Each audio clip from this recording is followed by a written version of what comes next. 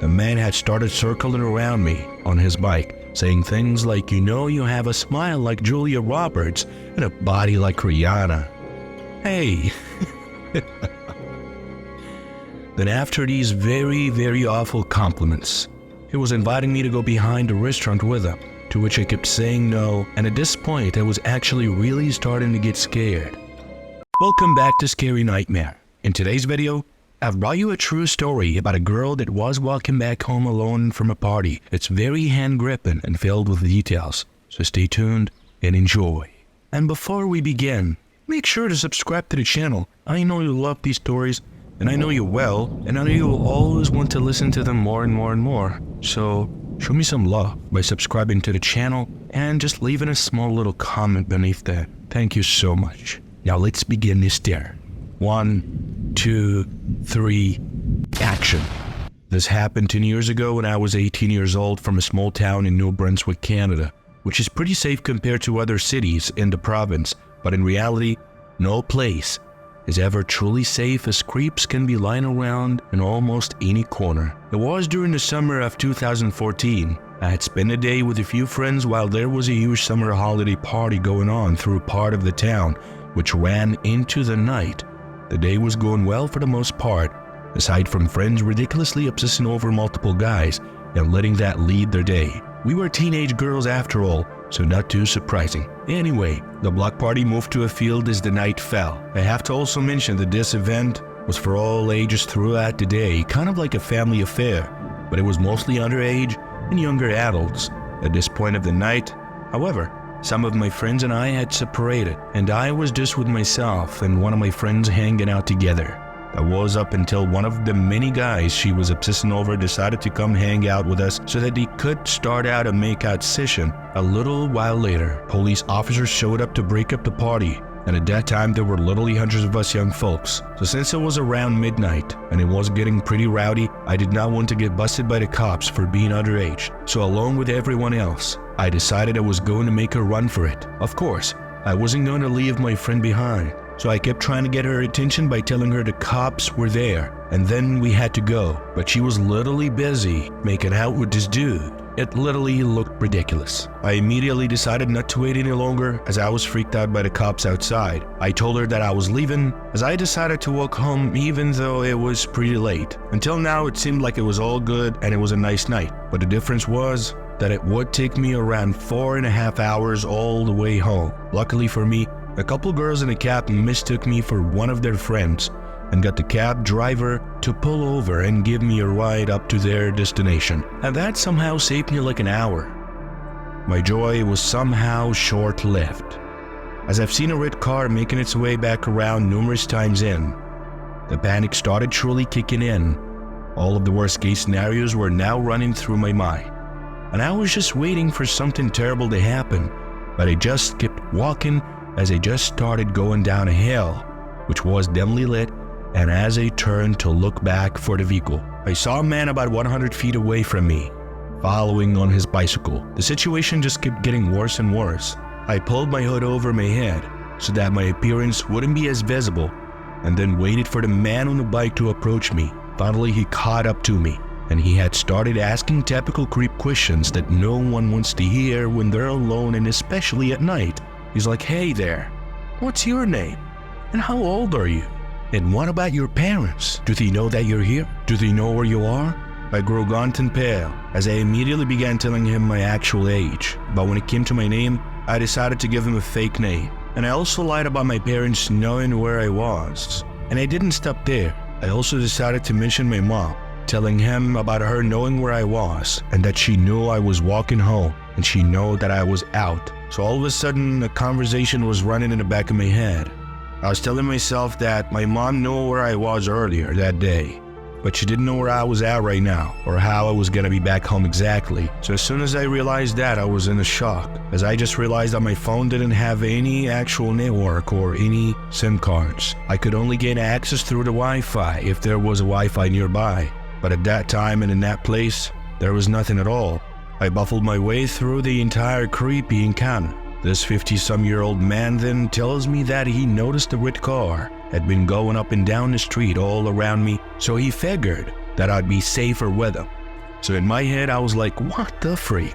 Where was he even watching from? Because I had only been out the cab for maybe about 5 to 10 minutes before he appeared. Sadly and most likely he wasn't wrong, because I cannot imagine that being dragged into a random vehicle where no one could see me would be safer than being on a main road with an older man biking next to me.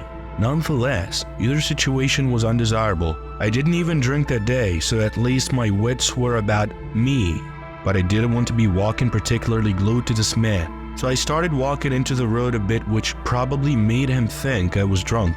But I don't care, because I didn't want him around me. So I kept walking and walking as he was walking right next to me, hoping every street that we passed, he would decide to turn around. But that unfortunately never happened. So from around 12:30 to 2:30 a.m. in the morning, I was stuck with this creep. He just wouldn't leave me alone and kept making crude remarks about my appearance. Eventually, as I was walking for a cool minute, I found myself right next to a restaurant, in which was actually closed for the night, but the lights were still on. So I just stopped there and stayed by the street since it was well lit. I did not do this to be stuck in a place with that man, but because the next stretch of the road became very dark and there wasn't much lights.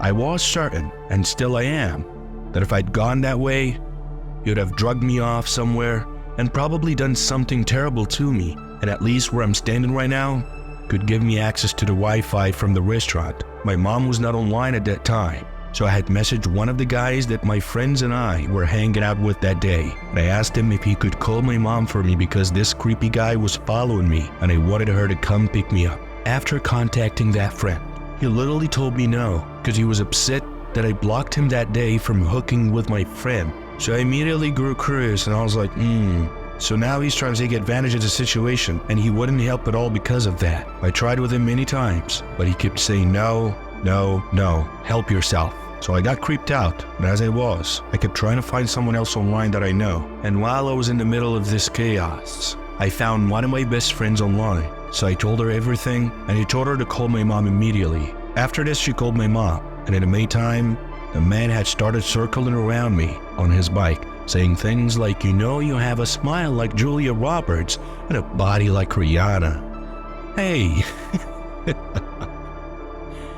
Then after these very, very awful compliments, he was inviting me to go behind the restaurant with him, to which I kept saying no, and at this point I was actually really starting to get scared. Aside from that red vehicle from earlier, there hadn't been many vehicles passing by in an entire hour and a half to 2 hours. I was being followed by this man. I literally began to hope for a police car to drive by and notice what was going on, but none ever did.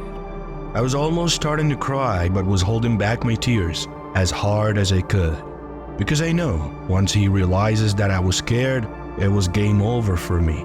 He kept getting more and more inappropriate and was trying to touch me. And he had this look in his eyes that I know too well. As 2 months ago, prior to this incident, I had gotten the same exact look from a male relative that was about the same age as this guy. He did things to me, things that I don't want to talk about, but you probably have an idea. And as ridiculous as it is to say, I was lucky that I got myself out of the situation before anything else he wanted to happen happened. So even though I know what the stranger wanted, it solidified my fear even more to get that same look from him. He then proceeded to tell me the name of his granddaughter and that she had just graduated from high school a couple months earlier. So immediately I was a little frustrated. I was like, are you freaking serious? You have a granddaughter a year older than me, and you're here trying to get me to hook up with you? And what the hell is wrong with you? Everything about the interaction just kept getting worse and worse. That was until a vehicle pulled up next to me and offered me a ride, which I gladly took. It was the same cab driver from 2 hours earlier. He said while he was driving other customers around, he had noticed this guy following me earlier, and since his shift was over, he came looking for me. I was grateful that I stood outside of the restaurant for 30 minutes with the creep, as I was finally saved. As I got in the cab and thanked him over and over, then just sat in silence, staring outside the window while I was crying. And as I got home, my mom was outside knocking on my aunt's door.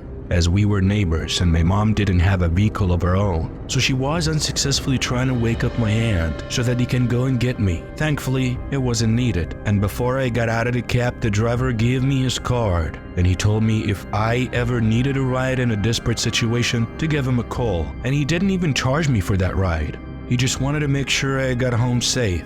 And for that, I'm forever grateful when I got out and told my mom what happened. My mom took the situation in a funny way, but I'm not sure if it was just a nervous laughter because of what happened with our relative a couple months earlier, or if it was just because she really thought it was funny. However, I did not think it was funny whatsoever, and I just went up to my room to continue crying. The next day, my dad came to pick up my sister. I had planned not to tell my dad what happened the night before, but my mom couldn't keep it to herself, and she told my dad. So all of a sudden, my dad began asking me, where was that guy? And where was that place exactly? My dad was genuinely asking me these questions because he wanted to find a guy and beat the shit out of him, but he didn't know his name or where he lived other than a potential area. I never wanted my dad to get into trouble with this guy.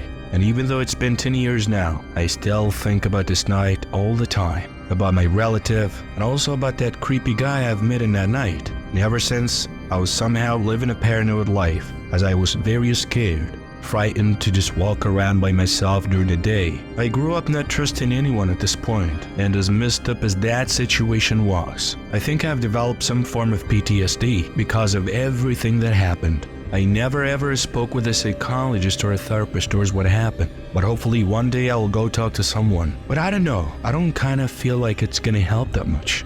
I know that the situation could have been prevented by staying with my friends, but as I said earlier, I didn't want to get busted by the cops, and I just really wanted to go home. Isn't it funny how I went from not wanting to get busted by the cops to hoping that he could come up to rescue me? And that's it for today's video, guys.